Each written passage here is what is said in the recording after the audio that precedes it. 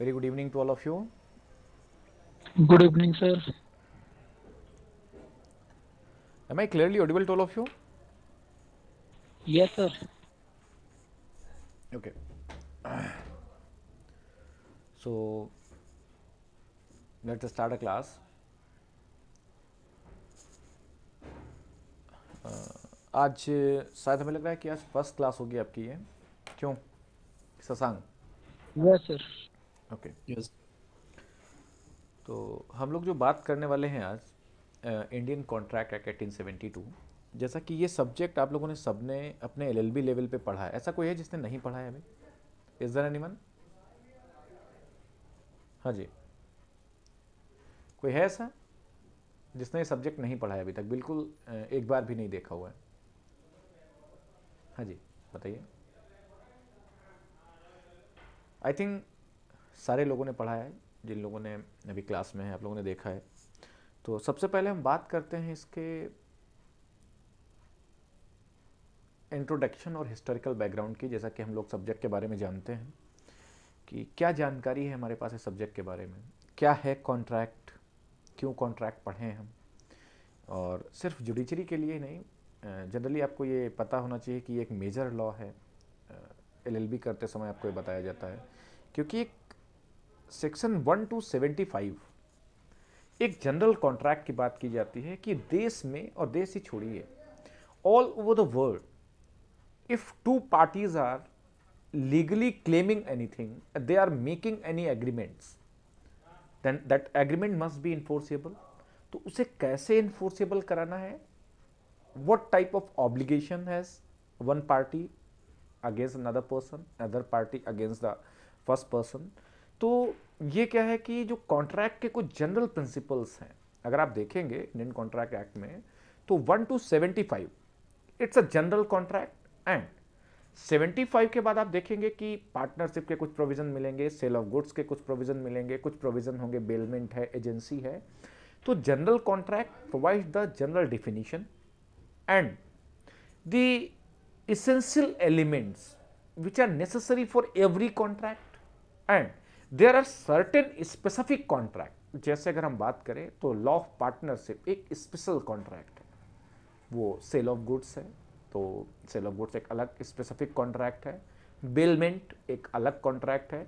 तो ये क्या है, कॉन्ट्रैक्ट करने के एक तरीके हैं कि बेलमेंट अगर करना है या किसी वस्तु को प्लेज करना है, बेलमेंट करना है, एजेंसी अगर क्रिएट करनी है, या फिर सेल ऑफ गुड्स करना है, या फिर वो पार्टनरशिप क्रिएट करनी है, तो आपको स्पेसिफिक प्रोसीजर फॉलो करना पड़ेगा विद सर्टेन इसेंशियल प्रिंसिपल्स। जो इसेंशियल प्रिंसिपल्स आपके एक से कहाँ तक दिए गए हैं? कहाँ तक दिए गए हैं? 75. 75 तक दिए गए। तो पीछे थोड़ा सा आते हैं हम कि जनरली जो कॉन्ट्रैक्ट है, अगर हम इसका हिस्टोरिकल बैकग्राउंड देखेंगे, तो इससे पहले हमारे पास प्रिंटिंग प्रेस कब आई है? क्यों, कोई बता सकता है हमें प्रिंटिंग प्रेस कब आई?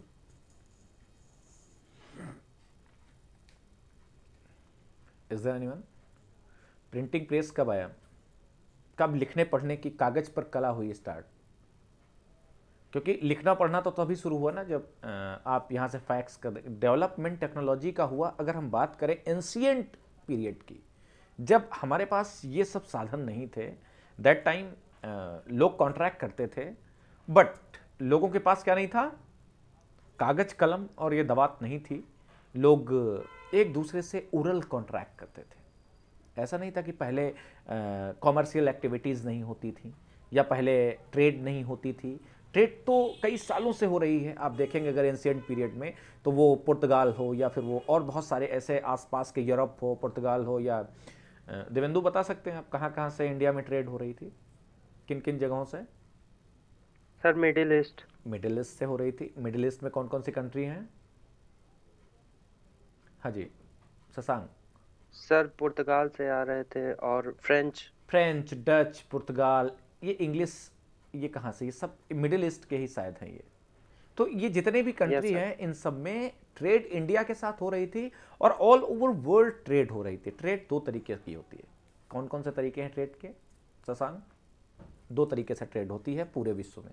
एक है फॉर्मल ट्रेड और इनफॉर्मल ट्रेड। जैसे आप अपने घर में क्या करते हैं, पड़ोस वाले घर से नमक मांग लेते हैं और उसको गन्ने दे देते हैं। उसके यहाँ से आप चीनी मांग लाते हैं, उसको कोई और आइटम दे देते हैं आप। तो ये क्या है? This is a informal trade. कैसी ट्रेड है ये? It is a informal trade. Informal trade. ये ट्रेड है, लेकिन क्या है? इनफॉर्मल ट्रेड है। ना पेन है, ना पेंसिल है, ना लिखा पढ़ी है, कुछ नहीं है।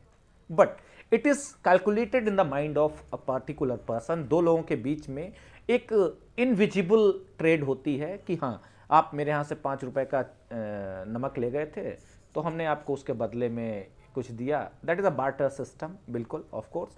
तो ये क्या एक्सचेंज चल रहा था और ये इनफॉर्मल ट्रेड थी। लेकिन विकास, डेवलपमेंट हुआ, एंशियंट इंडिया से हम मॉडर्न में आए। मॉडर्न में हमने देखा कि पहले क्या था कि कुछ चीज़ों का ट्रेड होता था जो बहुत इसेंशियल चीज़ें थी, मसाले का जो हमारे यहाँ उत्पादन हो रहा था। उसके बाद ऐसा हुआ कि इंट्रा कंट्री ट्रेड होना शुरू हुआ, इंटर कंट्री ट्रेड होना शुरू हुआ। लोगों ने एक कंट्री से खरीद के दूसरे कंट्री में बेचना शुरू कर दिया। पहले ऐसा नहीं था। जिस कंट्री में जो प्रोडक्शन हो रहा था वो यहाँ आ रहा था, यहाँ से कुछ हो रहा था तो वहाँ जा रहा था। इट्स तो बात आती है कि जो इनफॉर्मल और फॉर्मल ट्रेड, फॉर्मल ट्रेड के लिए रिटर्न होना बहुत जरूरी है। इनफॉर्मल के लिए रिटर्न की कोई ज़रूरत नहीं है। वो ऐसे ही लगातार पीछे एंशिएंट टाइम से चला आ रहा था। लोग बार्टर सिस्टम फॉलो कर रहे थे। कौन सा सिस्टम फॉलो कर रहे थे? Barter system. Barter system. What is a barter system? हाँ जी। Buying and receiving or selling of a good for a good. There is no such currency. Buying, या फिर इसको हम क्या कहते हैं? It is a type of, Change. Exchange Change. System. it is just an exchange system. Means one goods is exchanged in the, one goods is given in place of another goods. आप अपने हिसाब से तय कर लीजिए उसकी value, सामने वाले ने वैल्यू तय कर ली। अगर छोटा मोटा अगर अंतर आता है, ठीक है चलो, अच्छा आप ये पेन अगर आपको चाहिए तो आप छोटे छोटे 2 पेन दे दीजिए इसके लिए, तो हम मान जाते हैं, तो हम ये पेन आपको दे देंगे और आपके छोटे छोटे 2 पेन हम ले लेते हैं। This is just like exchange offer है ये। हमारे हिसाब से इसकी वैल्यू बराबर हो गई 2 पेन के अगर आपके, तो हमने आपको ये पेन आपको दे दिया। It's informal trade. ओके, चलिए, ये तो एक एंशिएंट ट्रेड की हमने बात करी। अब इसमें जो बार्टर सिस्टम है, एक चीज लैक होती थी। क्या लैक होता था शशांक? कंसीडरेशन होता था या नहीं होता था? जो इसेंशियल एलिमेंट है कॉन्ट्रैक्ट का, बार्टर सिस्टम, क्या बार्टर सिस्टम में कंसीडरेशन था या नहीं था? Yes, sir. था। बार्टर सिस्टम में कंसीडरेशन था, लेकिन consideration was not in the terms of money. कैसा नहीं था बार्टर सिस्टम में? was in the form of yes, that is not in the form of money. Barter system में पैसा नहीं चल रहा था, एक्सचेंज हो रहा था goods versus goods, but there is not existence of money. पैसे का टर्म नहीं था वहां पर। पैसा बहुत कम देखने को पाया जाता था, और पैसे का ये, there is a lack of money. पैसे की जरूरत नहीं थी वहां। वहां जो एक्सचेंज हो रहे थे वो गुड्स वर्सेस गुड्स हो रहे थे। ठीक है, तो थोड़ा सा कुछ आप लोग नोट करेंगे क्योंकि आपको बेसिक जरूरी है नोट करना। हाँ जी।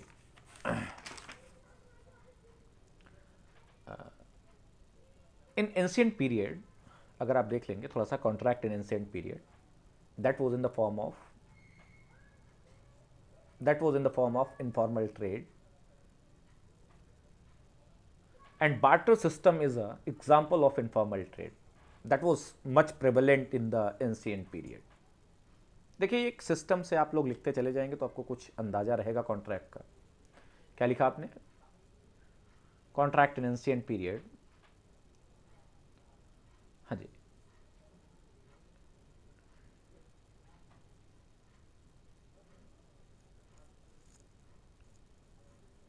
हाँ जी, क्या लिखा आपने शशांक? एक बार बताइएगा।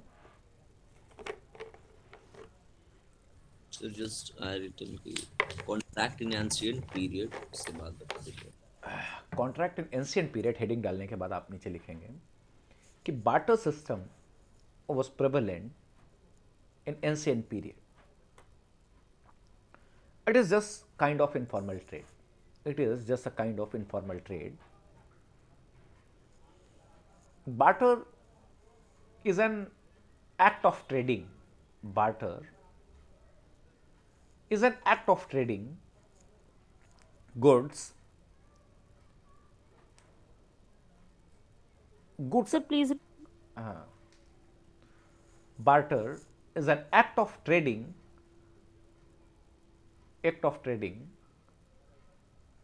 goods and services between two or more parties without the use of money.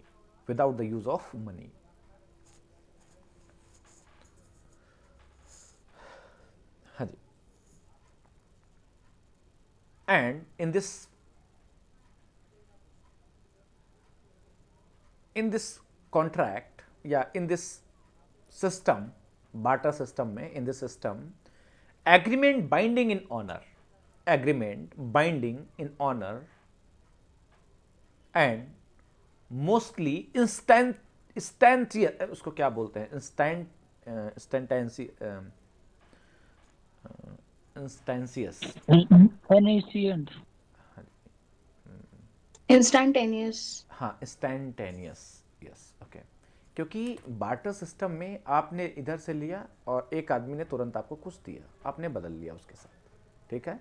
आपको अच्छा लगा, आपको ये चीज़ पसंद है, एक के पास कोई गुड्स है वो पसंद है आपको, आपने कोई ऐसी चीज़ दिखाई उसको कि हाँ ये हमारे पास है, अगर आप देना चाहिए. जैसे एग्जांपल मैं एक छोटा सा देना चाहता हूँ कि मैं अर्ली चाइल्डहुड की बात कर रहा हूँ, जिस समय बहुत कैश नहीं होता था, तो हम लोग गांव में रहते थे. तो क्या होता था, अभी भी वो होता है, मैंने देखा है एक्चुअली. जब गांव जाएंगे आप तो वहाँ पर आपको देखने को मिलेगा कि बच्चे, हम लोगों के यहाँ बाग हुआ करता था और बाग में आम होते थे जो कि हम लोगों को मिलते थे, हमारे खुद के आम हुआ करते थे. तो हमारे पड़ोस में एक बाज़ार हुआ करती थी, तो वो आम हम जा कर के जो वाटरमेलन बेचते हैं जो, तो हम लोग जाते थे, उनको आम दे देते थे और उनसे वाटरमेलन क्या करते थे, एक्सचेंज में वाटरमेलन ले लेते थे. वो वाटरमेलन हम लोगों को पसंद था और आम उनकी ज़रूरत हुआ करती थी, तो उनको आम चाहिए होता था और हमको वाटरमेलन, दोनों एक ही सीजन की फसल है, ठीक है.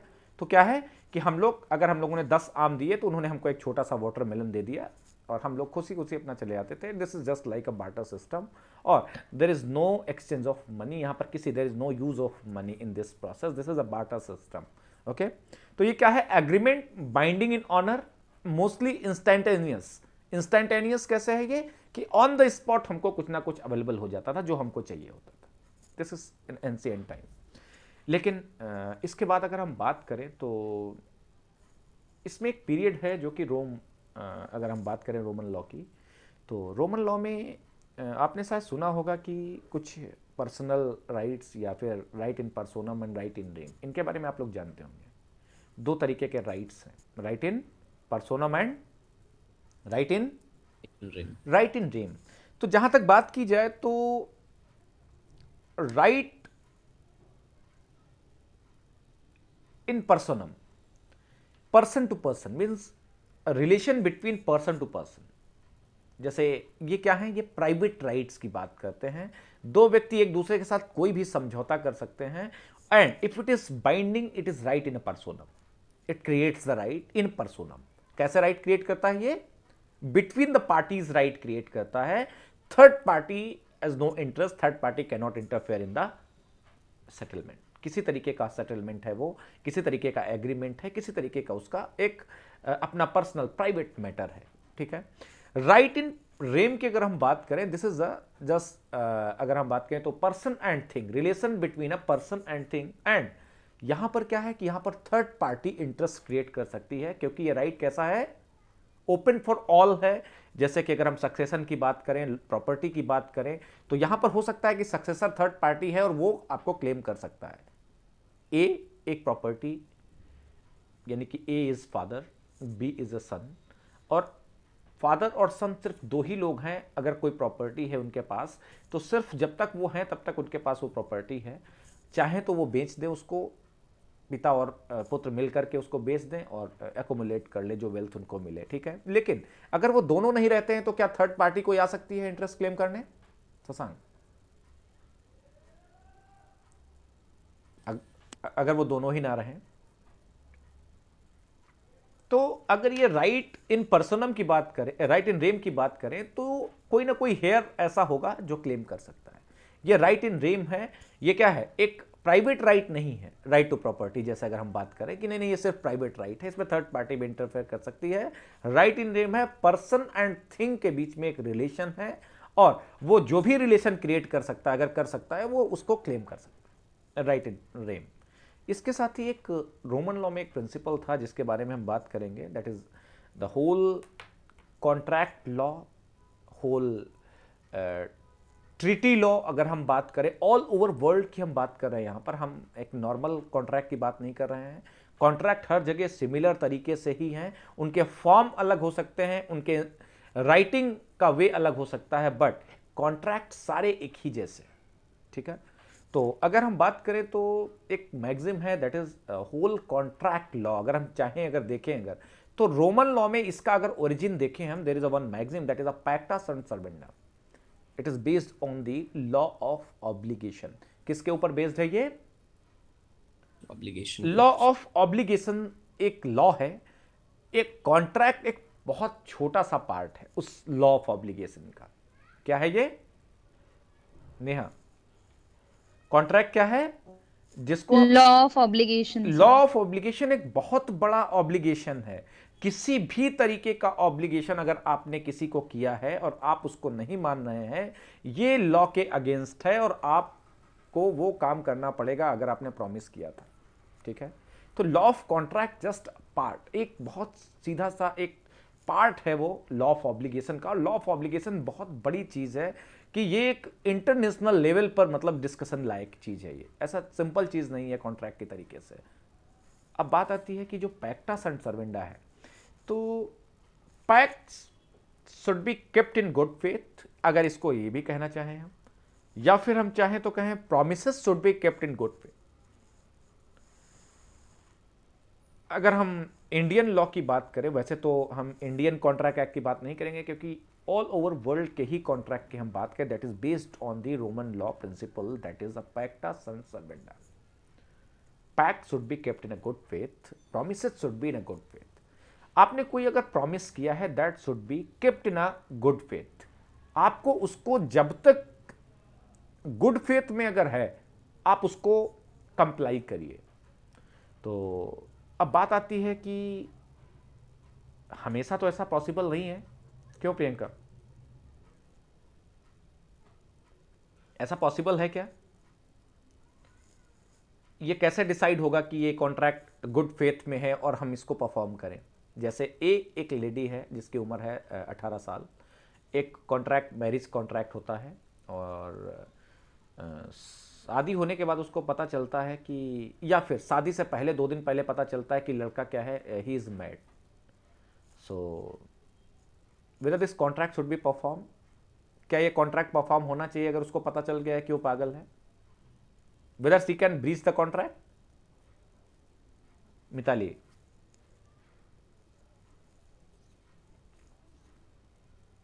M I Audible?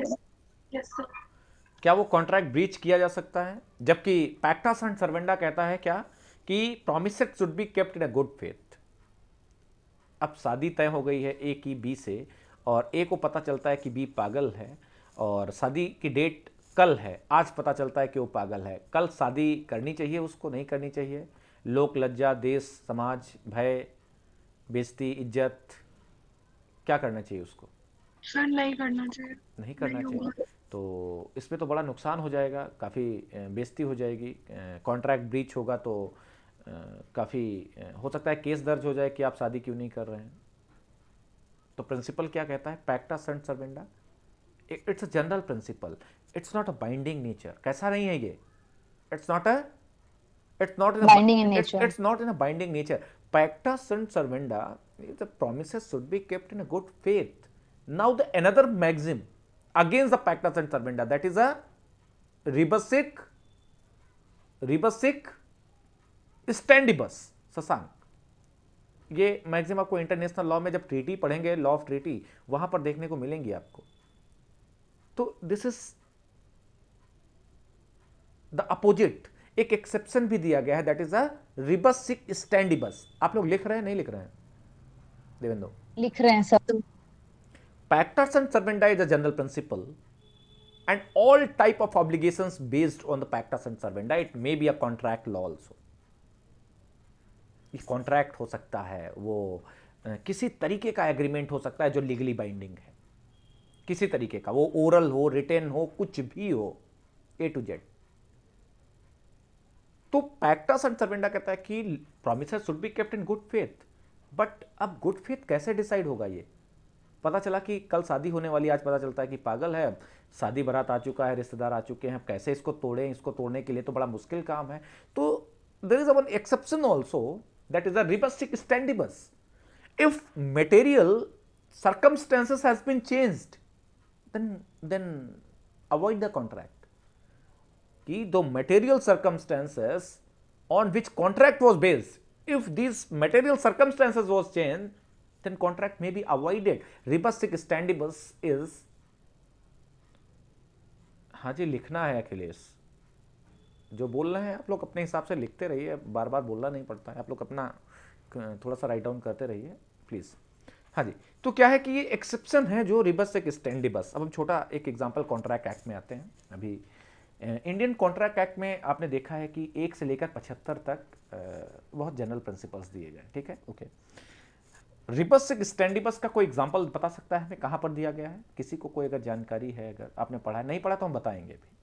हाँ जी, Sasank, is there any principle, is there any section which talks about the rebus sic stantibus in contract? चलिए कोई बात नहीं, अगर आपको नहीं पता है, I am telling you, section 56, हाँ जी सोनाली करेक्ट, सेक्शन 56 अगर आप देखेंगे तो वहां पर क्या मिलेगा? Impossibility of performance of contract. Shashank, are you getting my point? Yes sir. क्या है?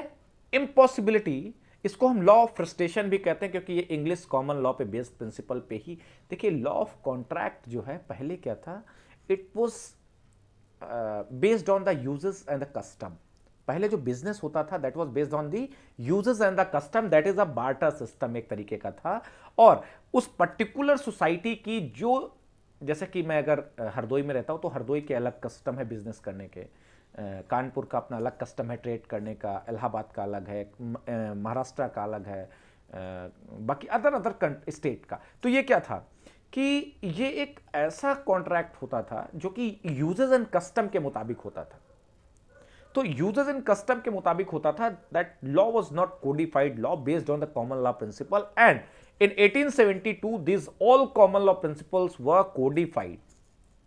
80% 90% जो कॉमन लॉ प्रिंसिपल्स थे कॉमर्स से रिलेटेड, दिस टर्म या दिस टर्म्स, और इनको हम अगर कहें तो यूजेस और customs were codified into the law, ये कोडिफाई कर दिए गए, ठीक है।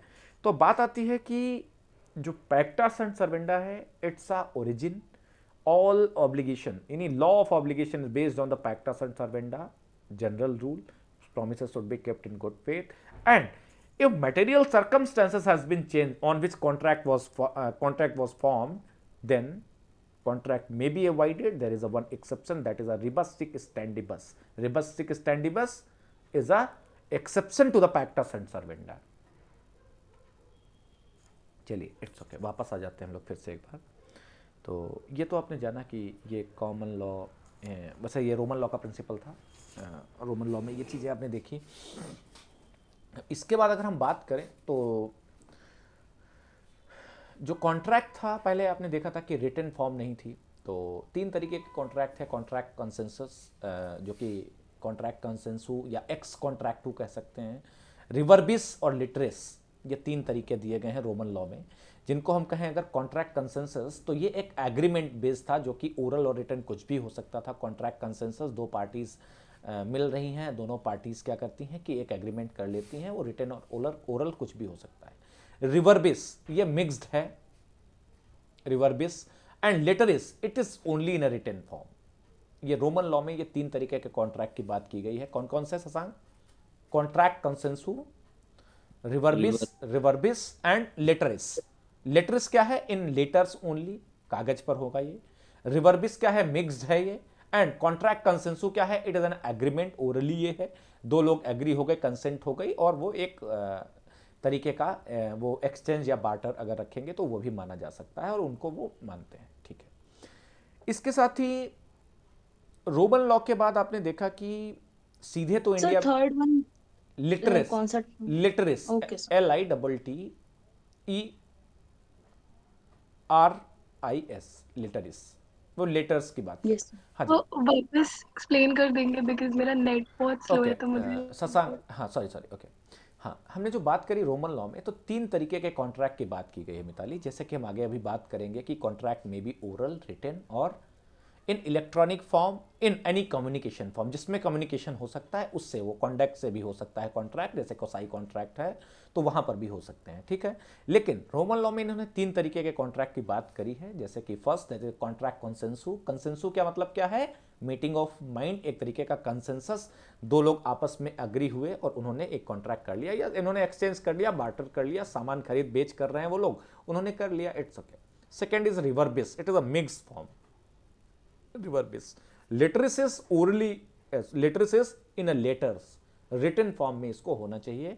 तो ये 3 तरीके के कॉन्ट्रैक्ट की बात करते हैं रोमन लॉ में। ठीक है, इसके बाद हम बात करते हैं कि कॉन्ट्रैक्ट इन इंडिया। आप बात करते हैं कि इंडिया में कॉन्ट्रैक्ट जो ये एक्ट है, ये ब्रिटिश इंडिया ने लॉ पास किया 1872 में। किसने पास किया? ये ब्रिटिश इंडिया में पास हुआ है 1872। Yes sir. तो इंडिया में इसको कैसे, मतलब इंडिया में कैसे, ये क्या करने के लिए इसको, और इंडिया के लिए क्यों 1872 में ये लॉ पास हुआ? तो हम बात करते हैं कि इंडिया में सबसे पहले मेयर कोर्ट्स की हम बात कर लेते हैं। 1773 में मेयर कोर्ट्स कहां थी? 1726 में मेयर कोर्ट एस्टैब्लिश हुई। कब हुई शशांक?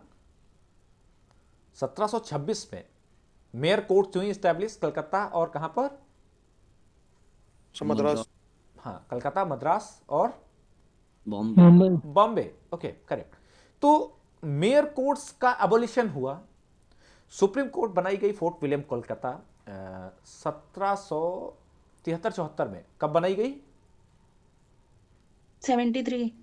73, और उसके बाद रेगुलेशन आया 1774 का भी रेगुलेशन आया। तो बात ये हुई कि उस समय तक तो ठीक था, चल रहा था सब कुछ। तो कॉन्ट्रैक्ट एक्ट कब आया है ये? 1872। 1872।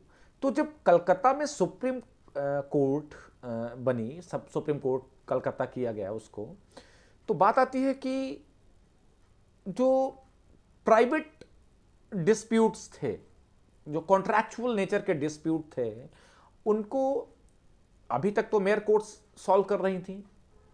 ठीक है, क्योंकि कंपनी से अगेंस्ट, कंपनी के अगेंस्ट कोई भी मैटर होता तो कौन सॉल्व करता था? They are apex court of a company. क्यों शशांक? मेयर कोर्ट्स क्या थी? ये अपेक्स कोर्ट थी, हाईएस्ट बॉडी थी कंपनी के अगेंस्ट मैटर सुनने के लिए। अरे वेटिंग में पॉइंट। Yes sir. तो Yes, sir. ये जो सुप्रीम कोर्ट बना, अब सुप्रीम कोर्ट के पास एक ऑप्शन था कि सुप्रीम कोर्ट के पास ऑप्शन क्या, कोई लिखित नोटिस नहीं थी कि what type of law should be applied in private matters. कौन सा लॉ अप्लाई किया जाए, कौन सा लॉ अप्लाई किया जाए, और वो लॉ कॉन्ट्रैक्चुअल मैटर्स में कौन सा लॉ अप्लाई किया जाए? कॉमन लॉ प्रिंसिपल्स या बाकी कोई ऐसा लॉ जो कि रेगुलेशन आया हो ब्रिटिश इंडिया से, ऐसा कोई रेगुलेशन हो। तो बात यह है कि जो सक्सेशन, इनहेरिटेंस, जो पर्सनल डिस्प्यूट थे, उनके ऊपर according to the religion personal law लागू किया गया। सुप्रीम कोर्ट ने कहा कि हम क्या लागू करेंगे? According to the personal law हम इसको डिसाइड करेंगे। और अगर either of the party is Hindu, either party is Muslim, अगर किसी भी साइड में अगर कोई अपोजिट पार्टी जो कि हिंदू या मुस्लिम है, तो लॉ कैसे यूज किए जाएंगे? फिर कस्टम एंड यूजेस जो प्रेवलेंट होंगे, ईदर पार्टी, जो कस्टम एंड यूजेस उस स्टेट या जिस तरीके का डिस्प्यूट है उसमें जो कस्टम एंड यूजेस जो एप्लीकेबल होंगे वो उनके ऊपर अप्लाई किए जाएंगे। अगर हिंदू हिंदू है और उनका डिस्प्यूट है तो हिंदू लॉ लागू होगा, और अगर वो मुस्लिम है, उनका पर्सनल डिस्प्यूट है तो मुस्लिम लॉ लागू होगा। वो सक्सेशन हो, इनहेरिटेंस हो, या वो प्राइवेट किसी भी तरीके का कोई डिस्प्यूट हो। तो इसके बाद ये जो प्रोसेस आगे बढ़ा, इस प्रोसेस में ब्रिटिश इंडिया ने इन सारे कॉमन लॉ प्रिंसिपल को यूनिफॉर्म करके और एक एक्ट पास किया 1872 में। कब पास किया? हाँ जी, ब्रिटिश इंडिया ने एक लॉ पास किया 1872 में, और ऑल द कॉमन लॉज जो कि स्कैटर्ड थे, इधर उधर थे, जिनका एप्लीकेबिलिटी थी, इंग्लैंड में इस्तेमाल हो रहे थे, सब कुछ थे, उनको इकट्ठा करके और इंडियन कॉन्ट्रैक्ट एक्ट को फ्रेम किया। और अधिकतर जो प्रिंसिपल्स हैं कॉमन लॉ के, वो सारे के सारे क्या किए उन्होंने? They codified all the common law principles, और कोडिफाई करने के बाद they applied these principles in a codified form in India, that is the Indian Contract Act 1872। और इसमें इन्होंने कुछ बाइफरकेट करके, अगर हम बात करें तो इंडियन कॉन्ट्रैक्ट एक्ट में principle relating to general contract, principle relating to partnership, principle relating to sale of good, principle relating to bailment agency, तो इन्होंने कुछ जनरल प्रिंसिपल्स क्रिएट किए कि ये प्रिंसिपल्स फॉलो किए जाएंगे। जैसे आपने देखा कि ये जो लॉ है इंडियन कॉन्ट्रैक्ट एक्ट, ये कोई कंप्लीट कोड तो है नहीं। कोई कंप्लीट कोड है क्या Shashank? It was not a complete code, इसीलिए तो इसको पार्टनरशिप एक्ट को दोबारा से हमें इनैक्ट करना पड़ा। इसीलिए तो करना पड़ा क्योंकि it is not fulfilling the all the needs of country.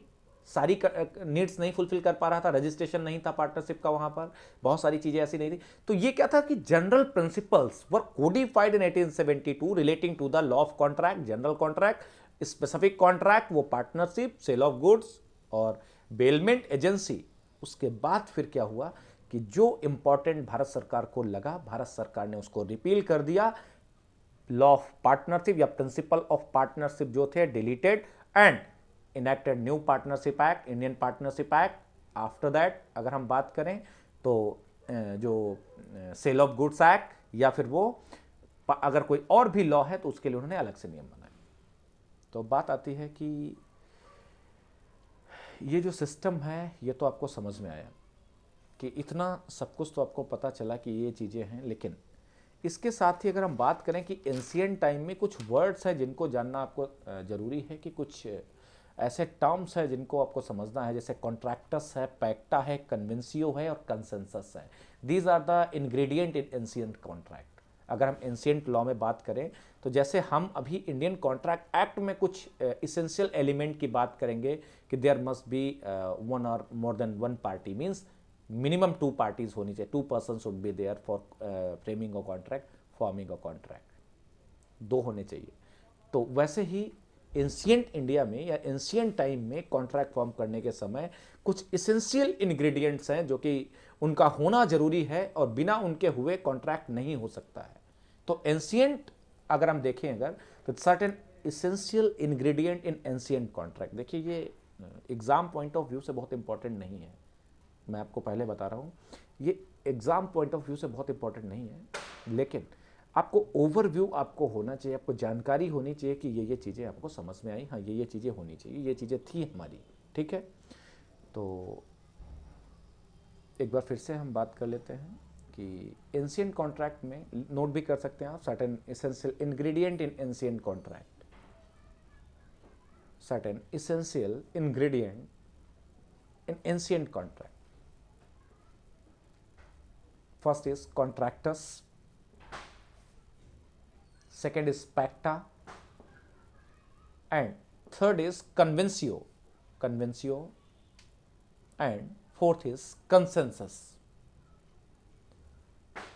हाँ जी,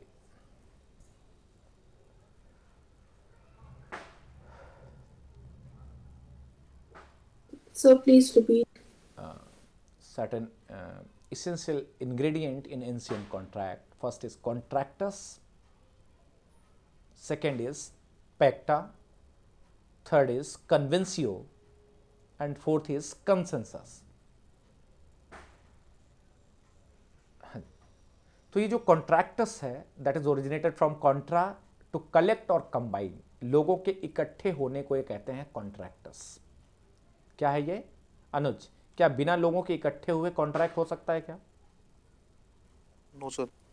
बिना लोगों के इकट्ठे होने का मतलब टू कलेक्ट और कंबाइन टुगेदर, बिना लोगों के एक साथ हुए कोई कॉन्ट्रैक्ट हो सकता है क्या? नहीं ना, नहीं हो सकता है। तो ये क्या है कि contractus, this word is originated from contra. Contra means to combine और गेट टुगेदर, या इसको हम कहें टू कलेक्ट और combine together. Second, that is, और इसमें अगर हम बात करें कॉन्ट्रैक्टस की, कि contractus is contract in a written form, ये रिटन फॉर्म में जरूरी है।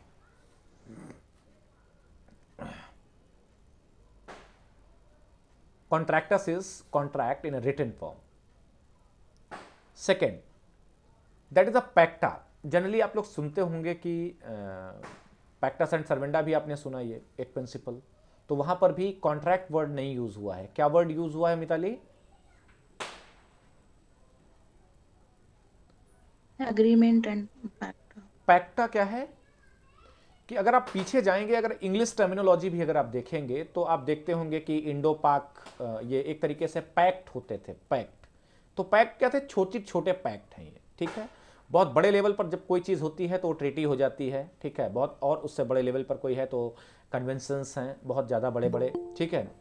तो यहाँ पर पैक्ट का मतलब बहुत सिंपल सा मतलब है। पैक्ट का मतलब एक समझौता है, एक सिंपल सेटलमेंट है, और mainly refer to oral agreements. हाँ, Poona pact, it oral agreement इनको हम कह सकते हैं, ठीक है।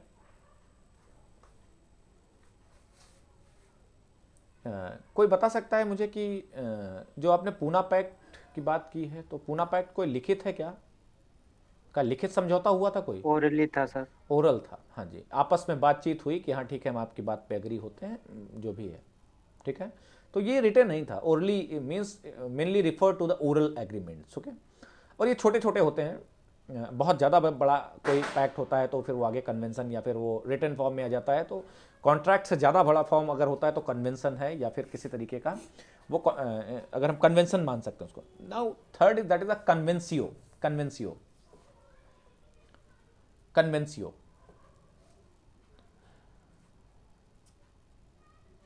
this word is originate from the convener, and this is also oral form, this is also oral agreements। ये भी एक oral agreement के तरीके से है। इसके साथ ही एक कंसेंसस है जो कि जरूरी है, मीटिंग ऑफ माइंड या agreement. Consensus, consensus is, it is a consent and it is a free consent. Consensus is as a free consent of a parties, and it's a meeting of mind on a same terms। तो यहाँ पर आपने देखा कि 3-4 element इन्होंने बताए, जिसमें से कॉन्ट्रैक्टस है जो कि वो रिटन फॉर्म है, और पैक्टा क्या है? ओरल एग्रीमेंट्स हैं। कन्वेंसियो क्या है? ये भी ओरल एग्रीमेंट के तरीके से ही है, और उसके साथ ही कंसेंसस होना जरूरी है। तो 2 चीज़ें हमने देखी कि इनमें से निकाल सकते हैं हम। एक पहली चीज़ एग्रीमेंट, और दूसरा मीटिंग ऑफ माइंड। क्या है? एक तो एग्रीमेंट, 2 लोगों का एक साथ होना, और उसके साथ ही एग्रीमेंट। और क्या है? एग्रीमेंट भी कैसा हो? कंसेंसस के साथ वो एग्रीमेंट होना चाहिए। तो हम मानते हैं कि चलिए ठीक है, ये कॉन्ट्रैक्ट है, हाँ जी, जिसको हम जोड़ करके कह सकते हैं consensus ad idem. Yes of course, consensus ad idem, यानी कि meeting of mind. Meeting of mind, कैसी meeting of mind? In the same manner, in the same way, जो दोनों एक ही, हाँ जी, दोनों लोग जो सोच रहे हो एक ही जैसा सोच रहे हो, हाँ जी, ऑन सेम थिंग, ठीक है, करेक्ट। तो ये आपने देखा। तो ये तो बहुत ही जनरल हिस्ट्री थी एक तरीके की। अब हम थोड़ा सा बात कर लेते हैं, ये जो एक्ट है, this act came into existence, कब आया ये एक्ट? वैसे कोई बता सकता है? थोड़ा सा जानकारी दीजिए आप लोग, क्योंकि काफ़ी बार पढ़ा हुआ सब्जेक्ट है आपका। 25 अप्रैल 1872। 25th April 1872. Okay, so this act is enacted in 25th April 1872 और 1872 में पार्लियामेंट तो थी नहीं, क्यों दिवेंदु? इतने समझदार तो Yes, आप लोग sir. हैं, पार्लियामेंट तो थी नहीं, तो ब्रिटिश इंडिया में पास हुआ है लॉ ये। हाँ जी, यस सर। तो एक तो इनैक्टमेंट डेट इसकी बहुत इंपॉर्टेंट है, आप उसको नोट कर लीजिए, हाईलाइट करके रखिए, कई बार एमपी जैसे एग्जाम में तो ज़रूर पूछ देते हैं, ठीक है, क्योंकि यहाँ पर बहुत सरल सवाल आते हैं। हाँ जी, इसके साथ ही इसका जो इन्फोर्समेंट है डेट वो क्या है? फर्स्ट सितंबर एक फर्स्ट सितंबर 1872। हाँ जी, इसको लिख लीजिए, it's came into force on first September 1872। Okay,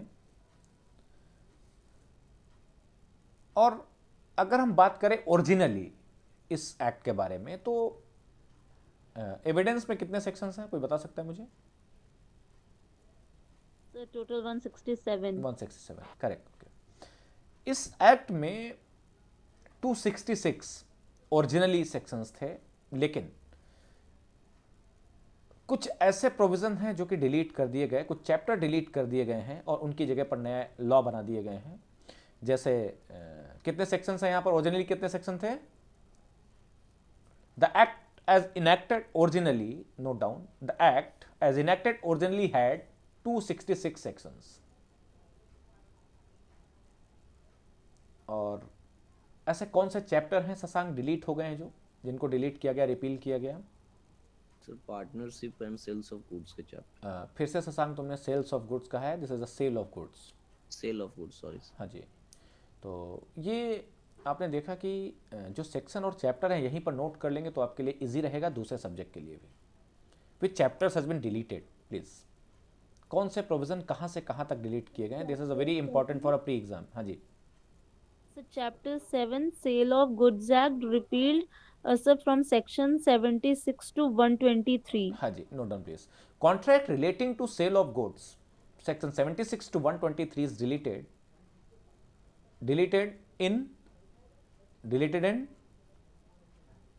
year बताइएगा अमेंडमेंट। हाँ जी प्रियंका, फुटनोट देख करके बताइएगा क्या है अमेंडमेंट का ईयर, कब डिलीट किया गया ये? 1930। 1930। 1930. 1930। ये अमेंडमेंट का नाम क्या है प्लीज एक बार बताइएगा? इंडियन कॉन्ट्रैक्ट एक्ट अमेंडमेंट है, क्या है ये?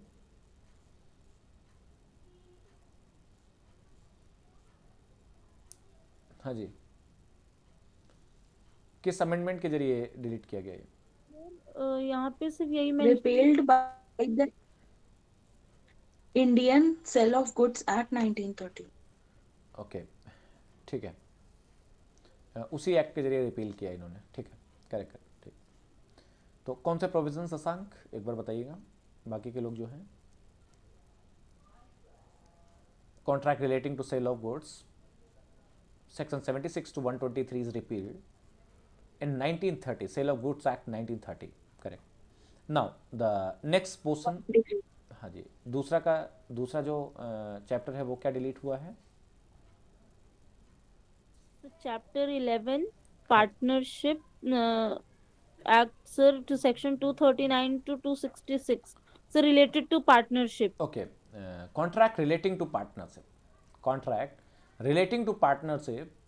section 239 266 चैप्टर क्या है ये? 11। Yes sir. चैप्टर 11 डिलीटेड इन, हाँ जी, कब रिपील हुआ ये? हाँ जी 1932। 1932। इतना टाइम नहीं लगना चाहिए, आप लोग पार्टनरशिप भी पढ़ चुके हैं और वो भी पढ़ चुके हैं सेल ऑफ गुड्स भी, ठीक है। तो आपको ये बहुत ही तेज़ी से आपको आना चाहिए कि ये दोनों ही चैप्टर डिलीट किए गए हैं, दोनों एक्ट पढ़ चुके हैं आप, ठीक है। ये आपका जो प्रोविज़न थे, ये प्रोविज़न आपको पता चले कि जो कि डिलीटेड हैं चैप्टर्स, इनके बारे में आपको जानकारी होनी चाहिए थी प्री के बारे में, ठीक है। प्री में कभी कभार ये पूछा जाता है कि कब डिलीट किए गए हैं, कौन से चैप्टर डिलीट किए, कहाँ से कहाँ तक प्रोविजन डिलीट किए गए। ओके, तो कुछ इसका आप एक ब्रीफ तैयार कर लीजिए, कौन से सेक्शन कहाँ से कहाँ तक हैं प्लीज़। एक बाइफर्केट कर लिए कि general introduction of the act, general introduction of the act, section 1 to 75, general introduction of the act. इससे आपको अंदाज़ा लगेगा कि इस एक्ट में हमें क्या पढ़ना है, कहाँ तक पढ़ना है। General introduction of the Indian contract act 1872, section 1 to 75, section 1 to 75 deals with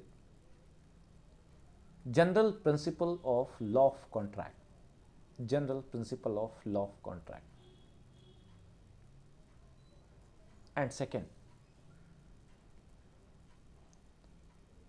section 76 to 123, section 76 to 123, contract relating to sale of goods, आगे लिख लेंगे repealed. And third, section 124 to 238, section 124 to 238, special contract relating to indemnity, guarantee, bailment, agency,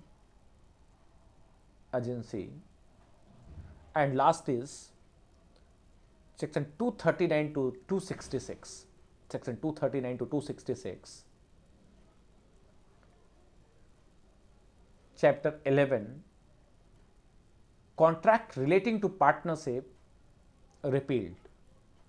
तो ये आपको एक overview पता चला, कोई बता सकता है मुझे एक बार, हाँ, कौन कौन से चैप्टर्स हैं जो कि कहाँ कहाँ क्या क्या चीज़ें हैं। हाँ जी,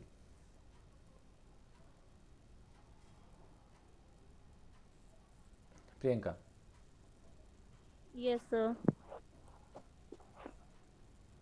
Sir, general introduction of the Indian Contract Act 1872 starts from section 1 to 75 and it deals with general principles of law of contract. And so then section 76 to 123 related to Sale of Goods Act repealed in the year 1930.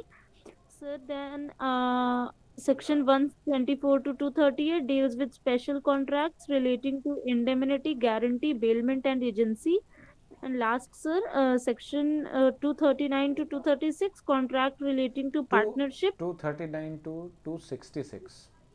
Yes, sir. Contracts relating to partnership, and sir, it is repealed in the year 1932. Okay, तो ये आपने देखा कि आपको chapter के बारे में पता चला कि क्या क्या कॉन्ट्रैक्ट एक्ट में है, जो कि हम स्टार्ट करने वाले हैं इसके बारे में। और जहाँ तक बात है 1 to 75, इसको आपको बहुत बेहतरीन तरीके से पढ़ना है। और इसमें किसी भी तरीके का कॉन्ट्रैक्ट 1 to 75 तो आपको अप्लाई करना ही पड़ेगा, वो कोई भी कॉन्ट्रैक्ट हो। स्पेशल कॉन्ट्रैक्ट है तो जनरल कॉन्ट्रैक्ट के साथ ही स्पेशल कंडीशंस फुलफिल करनी पड़ेंगी। जैसे अगर वो बेलमेंट है तो हो सकता है कि बेलमेंट में रजिस्ट्रेशन ज़रूरी हो सकता है कि वो सेल ऑफ गुड्स है तो रजिस्ट्रेशन ज़रूरी हो। जनरल कॉन्ट्रैक्ट कहता है कि नो रजिस्ट्रेशन, कोई ज़रूरत कुछ नहीं है, सिंपल ओरल भी हो सकता है, रिटर्न भी हो सकता है। लेकिन हो सकता है कि वो अगर पार्टनरशिप है तो हो सकता है कि उन्होंने कह दिया हो कि नहीं इसको रिटर्न कर लीजिए, इस तरीके के कॉन्ट्रैक्ट रिटर्न होंगे। या वो बेलमेंट है, इंश्योरेंस है, या फिर वो इंडेमनिटी है तो उन्होंने एक कंडीशन और जोड़ दी हो कि नहीं इसको तो हम रिटर्न मानेंगे और ओरल नहीं मानेंगे। तो ये हो सकता है कि स्पेशल कंडीशन हो सकती है। लेकिन जनरल कॉन्ट्रैक्ट 1 to 75 जो जनरल प्रिंसिपल्स हैं सारे कॉन्ट्रैक्ट में एक ही जैसे होंगे और उनको आपको जरूर पढ़ना है। इसलिए 1 to 75 जो मोस्ट इम्पॉर्टेंट, बहुत इंपॉर्टेंट है।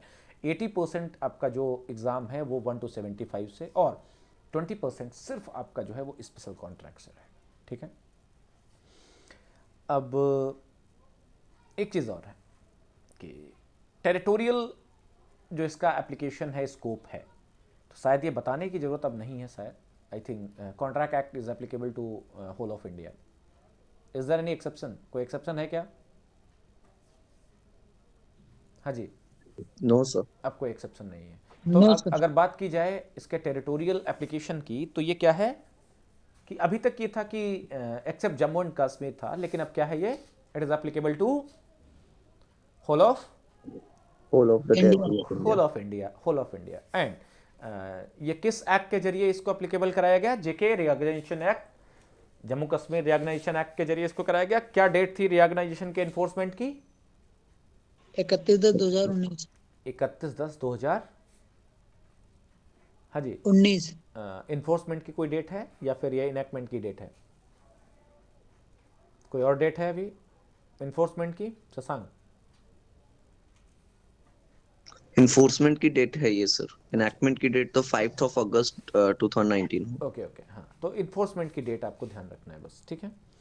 तो ये जो एप्लीकेबिलिटी है इसकी, अभी तक क्या थी कि जब तक रिऑर्गेनाइजेशन एक्ट नहीं आया, Jammu and Kashmir reorganisation act नहीं आया, इससे पहले क्या था कि ये जम्मू एंड कश्मीर के ऊपर लागू नहीं हो रहा था। लेकिन अब क्या है, ये होल ऑफ इंडिया कहीं पर भी अगर आप ट्रांजैक्शन करते हैं किसी तरीके का, कॉन्ट्रैक्चुअल ऑब्लिगेशन क्रिएट करते हैं, तो आपके ऊपर इंडियन कॉन्ट्रैक्ट एक्ट लागू होगा। और अभी बहुत चर्चा में है एक चीज़, जब हम कम्युनिकेशन पढ़ेंगे तो पोस्टल एंड रिसिप्ट रूल बहुत चर्चा में है कॉन्ट्रैक्ट का। क्या है कि हम दिल्ली में बैठे हुए हैं, किसी ने ऑर्डर किया और एक्सेप्ट हो गया दिल्ली में ऑर्डर, तो अब बात आती है कि कम्युनिकेशन कहाँ पर किया जाए। इसके ऊपर बहुत चर्चा में बहुत सारे आर्टिकल्स आपको मिलेंगे आगे कि जो पोस्टल और रिसिप्ट रूल है ये, कि कब माना जाए कि कम्युनिकेशन कंप्लीट हो गया और कॉन्ट्रैक्ट जो है वो इन्फोर्स कॉन्ट्रैक्ट एग्जिस्टेंस में आ गया, कब माना जाए कम्युनिकेशन या एक्सेप्टेंस कब कंप्लीट होती है। तो इसके लिए कुछ एक आर्टिकल हम आपको अच्छे डिस्कस करेंगे इसके ऊपर, और ये चल भी रहा है अभी डिस्कशन में, मैं आर्टिकल देख रहा था।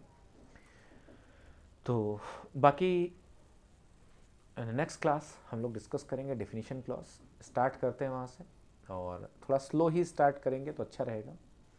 बाकी आज की क्लास में आप लोगों ने जो ये देखा है चीज़ों को, इनको बहुत ज़्यादा नहीं, लेकिन प्री के लिए इम्पॉर्टेंट है, ठीक है। मेंस के लिए तो बहुत कुछ इंपॉर्टेंट नहीं था यहाँ पर, लेकिन प्री के लिए बहुत इंपॉर्टेंट है। यहाँ से कम कुछ नहीं 10 क्वेश्चन बनते हैं। जैसे सिर्फ जो रिपील्ड प्रोविज़न है 2 क्वेश्चन तो वहीं से बन जाते हैं। कहाँ से कहाँ तक जनरल प्रिंसिपल्स दिए गए हैं यही पूछ देते हैं कभी कभार, तो बहुत बेसिक क्वेश्चंस कॉन्ट्रैक्ट में आते हैं और बहुत गलतियाँ होती हैं। तो आप लोग ये मत सोचिएगा कि नहीं नहीं ये तो बहुत सिंपल है, सरल है, मतलब एकदम हलवा है, मतलब हम कर देंगे वहाँ सही, नहीं कर पाएंगे, गलतियाँ हो जाती हैं, ठीक है। इसलिए आप लोग क्या करेंगे, मेंटली प्रिपेयर होकर आप अपने हर एक पॉइंट को आपको याद रखना है, ठीक है। जैसे इनैक्टमेंट इन्फोर्समेंट है, हज़ारों बार कम से कम ये क्वेश्चन बनाया जा चुका है, हर बार गलत होता है, ठीक है, लोग करते हैं गलत इसको, ठीक है। तो ये आपको करना है। दूसरी चीज़ क्या है कि केसेस के ऊपर आपको एम्फेसिस करना है। अब जो हम बातचीत करेंगे उसमें सबसे इंपॉर्टेंट टॉर्ट और कॉन्ट्रैक्ट अगर हम बात करें तो इसमें फैक्ट और केस लॉ, इसके ऊपर आपको एम्फेसिस करना पड़ेगा। इसलिए कुछ केसेस हम बहुत अच्छे अच्छे केसेस डिस्कस करेंगे और उन केसेस को समझना बहुत ज़रूरी है। मेंस में वो बहुत ज़रूरी होते हैं। बच्चे को पता होता है कि ये केस किससे रिलेटेड है, ठीक है। तो हम कोशिश करेंगे कि फैक्ट और रेशियो केस का दोनों डिस्कस हो जाए तो बहुत अच्छा है, क्योंकि याद नहीं रह जाता है, ठीक है। क्योंकि कॉन्ट्रैक्ट में और टॉर्ट में यही चीज़ दिक्कत है कि केस का नाम, फैक्ट और रेशियो, ये 3 चीज़ें अगर याद रह गई तो आपको बहुत नंबर मिलेंगे, आपको मेंस में बहुत ज़्यादा नंबर आप स्कोर कर सकते हैं। सीआरपीसी में ऐसा नहीं है। सीआरपीसी में आपने प्रोसीजर लिख दिया तो कोई बात नहीं है, लेकिन कॉन्ट्रैक्ट, टॉर्ट, इन 2 में अगर आपने केस, फैक्ट और रेशियो, ये 3 चीज़ें, केस का नाम भी अगर आपने सही से लिख दिया, आप मालूम पड़ा कि आपसे पूछा गया कि हेडले वर्सेस बक्सेंडेल, तो ये केस किससे रिलेटेड है टॉर्ट में? हाँ जी, सेक्शन 75 में सर। टॉर्ट की बात कर रहा हूँ मैं। Sorry sir. टॉर्ट में है या कॉन्ट्रैक्ट में है ये? हाँ, टेलर वर्सेस कार्डवेल, हाँ जी। तो ऐसे कुछ केसेस हैं जिनके बारे में हम डिस्कस करेंगे, 1 to 1 डिस्कस करेंगे, परेशान मत होइए आप लोग, ठीक है।